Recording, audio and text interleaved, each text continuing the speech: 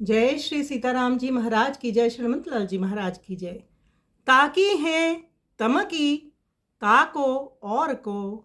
गोस्वामी तुलसीदास जी का ये पद विनय पत्रिका से है। तुलसीदास महाराज कहते हैं, जिसे सब प्रकार से केसरी नंदन श्री हनुमान जी का भरोसा है, उसकी ओर भला क्रोध भरी दृष्टि से कौन ताक सकता है। हनुमान जी के समान भक्तों को प्रसन्न करने वाला, शत्रुओं का नाश करने वाला, दुष्टों का मुंह तोड़ने वाला बड़ा बलवान संसार में और कौन है। इनका पुरुषार्थ वेदों और पुराणों में प्रकट है। इनके समान समस्त शूरवीरों में शिरोमणि दूसरा कौन है। इनके समान सुग्रीव, विभीषण आदि राज्य बहिष्कृतों को पुनः स्थापित करने वाला, सिंहासन पर स्थित बाली, रावण आदि राजाधिराजों को राज्यच्युत करने वाला, देवताओं को प्रण करके रावण के बंधन से छुड़ाने वाला, समुद्र लांघ कर लंका को जलाने वाला और बड़े बड़े बलवान भयानक राक्षसों के बल का नाश करने वाला दूसरा कौन है।